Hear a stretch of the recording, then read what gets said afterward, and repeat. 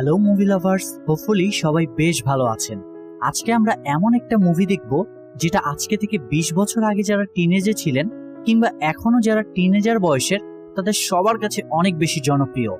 আর সেটা হলো মার্ভেল সিরিজের জনপ্রিয় একটি সুপার হিরো ক্যারেক্টারের উপর নির্মিত সিনেমা স্পাইডারম্যান।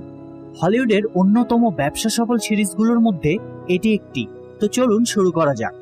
মুভির শুরুতে আমেরিকার একটি ছোট্ট শহরে এই সিনেমার মূল চরিত্র পিটার পার্কারকে দেখানো হয়। পিটার মূলত বাড়ি থেকে দেরি করে বের হওয়ায় তার স্কুল বাসটি মিস করে ফেলে, তাই বাসটি থামানোর জন্য সে ওইটার পিছনে দৌড়াতে শুরু করে।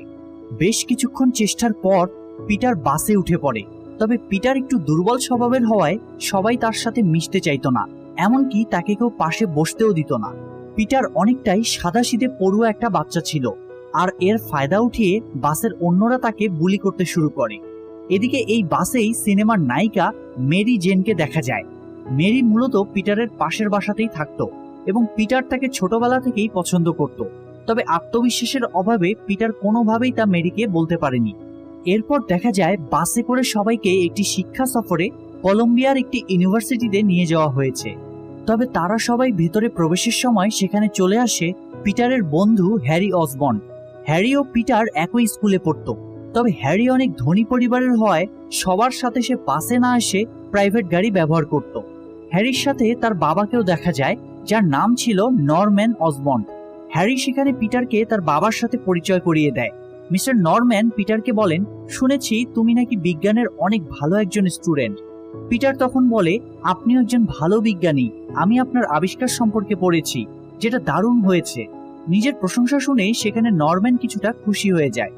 যাই হোক, সবাই সেই ইউনিভার্সিটি ল্যাবে ঢুকে পড়ে। একজন ট্যুর গাইড তাদের বলে, আমরা দীর্ঘ 5 বছর যাবৎ গবেষণা করে কিছু শক্তিশালী মাকড়সা বানিয়েছি, যাদের মস্তিষ্ক এতটাই ফাস্ট কাজ করে যে আগে থেকে আসা যে কোনো দুর্ঘটনা তারা আন্দাজ করতে পারে, এবং এরকম 15টি মাকড়সা এই বক্সগুলোতে রাখা আছে। মেরি জ্যান তখন বলে, এখানে তো 14টি মাকড়সা আছে। তখন ট্যুর গাইড বলে, 15 নম্বর মাকড়সাটি নিয়ে হয়তো ল্যাবে পরীক্ষা চলছে। কিন্তু তখনই দেখা যায় ওই মাকড়সাটি নিজের বক্স থেকে পালিয়ে ল্যাবের দেয়ালে ঝুলে আছে।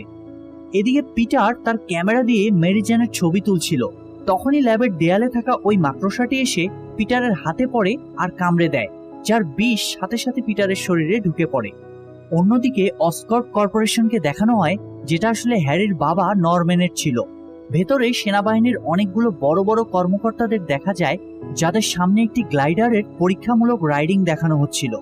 অসকর্প কোম্পানি মূলত দেশের সেনাবাহিনীর শারীরিক শক্তি